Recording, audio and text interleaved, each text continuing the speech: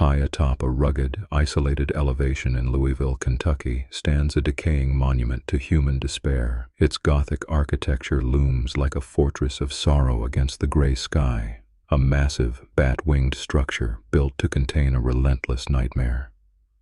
They say some places never truly die, but linger, breathing forgotten histories and unspeakable terrors into the present.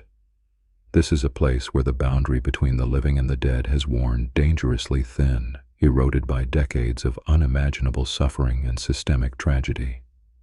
In the early 20th century, a merciless plague swept across the United States, suffocating communities and fracturing countless families. The tuberculosis epidemic was a slow, agonizing death sentence, colloquially known as the White Plague for the pale, emaciated appearance it left in its wake. There was no known cure, only profound isolation. Society's desperate response was to quarantine the infected far away from the healthy population, locking them behind heavy doors to wait in terror for the inevitable end.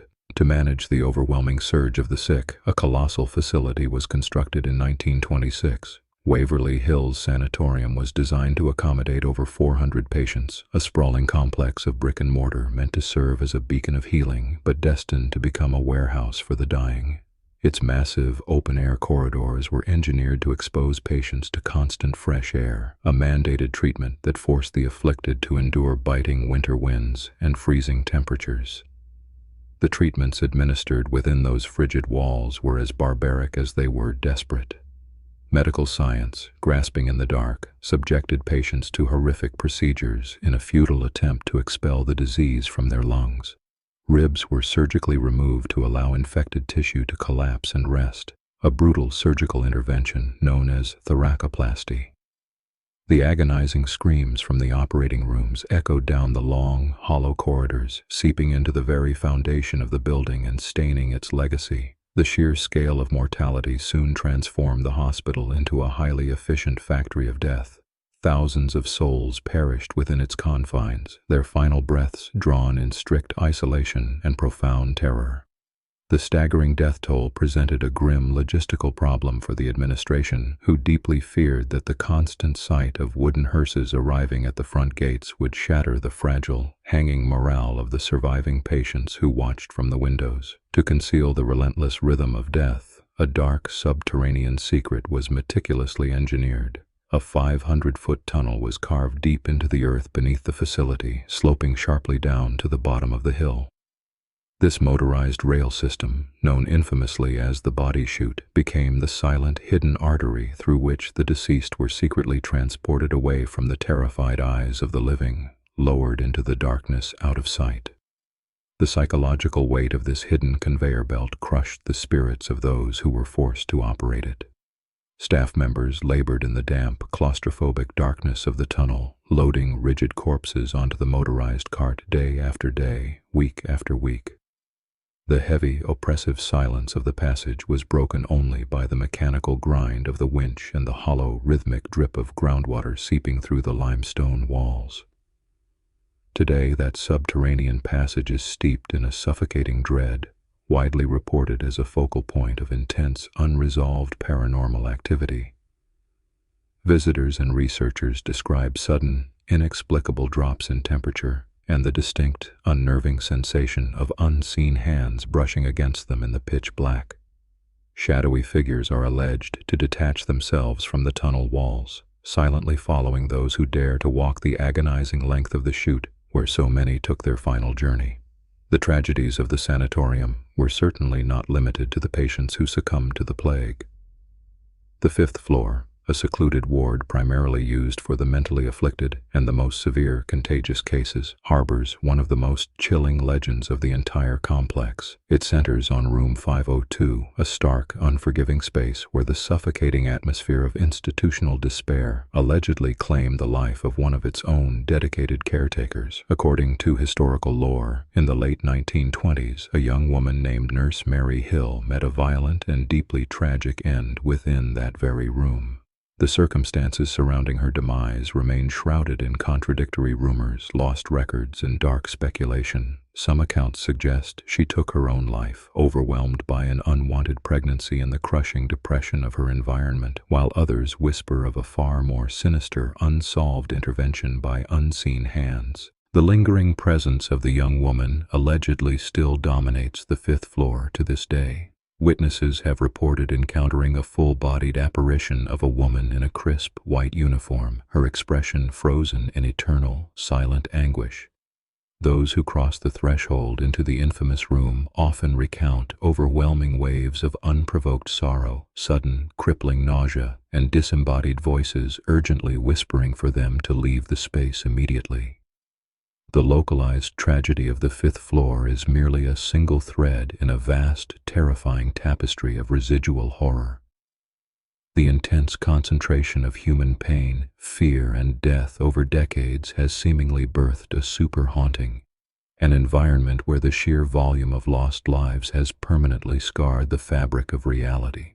The building does not merely contain ghosts, it acts as a massive, decaying battery perpetually charged by historical suffering.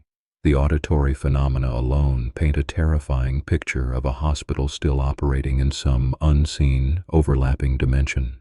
Heavy wooden doors violently slam shut in completely empty hallways, and the unmistakable sound of phantom footsteps echoes on the cracked, ruined terrazzo floors. Most chilling are the sudden, disembodied coughs, the wet, rattling gasps of the afflicted, sounding clearly from patient rooms that have been entirely vacant for more than half a century. The physical ruin of the structure perfectly mirrors the fractured, lost souls it allegedly traps within its perimeter. Peeling lead paint hangs like dead skin from the rotting ceilings, and rusted iron beds sit abandoned in the sprawling wards, illuminated only by the harsh slivers of moonlight piercing through broken, jagged windows. The long, bat-winged corridors, once designed to catch the healing breeze, now serve as desolate wind tunnels that carry the mournful howls of the past. Amidst this sweeping architectural decay, a particularly malevolent entity is said to stalk the darkest shadows of the hospital. Known in local legend as the Creeper, this unnatural manifestation does not walk, but scrambles along the floors and walls with a terrifying, insectoid grace. Witnesses describe a dark, formless mass that defies gravity, slithering across the ceiling before dropping into the impenetrable darkness of an adjacent, ruined patient room. Encounters with this crawling anomaly leave a profound, lasting psychological scar on those who claim to witness it. It evokes a primal, paralyzing terror that instantly strips away all rational thought, leaving only the desperate biological instinct to flee. The entity feels entirely distinct from the mournful spirits of the patients. It radiates a predatory hostility, suggesting a dark consciousness born directly from the absolute depths of institutional despair. The most heartbreaking chapter of the facility's dark history unfolded on the uppermost level, directly exposed to the open sky. The children's ward was a place where the youngest, most vulnerable victims of the epidemic were housed, separated from their families in a desperate bid to save their fragile lives. They spent their days on the rooftop solarium, subjected to heliotherapy, absorbing the sun's rays in the freezing cold under heavy, restrictive blankets. The innocent, tragic energy of those lost children reportedly still reverberates across the crumbling, weather-beaten rooftop. Investigators and trespassers alike have documented the unsettling sounds of youthful laughter drifting on the cold wind, accompanied by the distinct, rhythmic bounce of a rubber ball. Small, spectral figures have been observed darting behind the towering brick columns, eternally playing a phantom game of hide-and-seek in the desolate ruins of their final home. The sheer tragedy of their situation was heavily compounded by the stark reality of their strict medical isolation. Nurses tried their best to provide comfort, but the rigid quarantine protocols meant that human touch was a dangerous luxury, strictly limited and heavily sanitized. The children lived and died in a sterile, loveless limbo, their emotional needs starving alongside their failing bodies, leaving a profound void of sorrow that deeply echoes into the present day. How does such a massive, localized concentration of sorrow interact with the physical environment over time? Some researchers suggest that limestone, a primary component of the bedrock upon which the massive structure sits, acts as a geological recording device. It is theorized to absorb the intense emotional energy of traumatic events, perpetually replaying the agonizing final moments of the thousands who perished like a broken, spectral record trapped in the stone. This theory of environmental recording might explain the terrifying, disorienting phenomenon of doppelgangers frequently reported within the sprawling wards. Visitors have recounted seeing exact, silent duplicates of their companions walking down a parallel hallway only to realize their actual friend is standing right beside them. These mimic entities suggest a haunting so powerful and complex that it can manipulate human perception, drawing directly from the minds of the living to manifest its chilling illusions.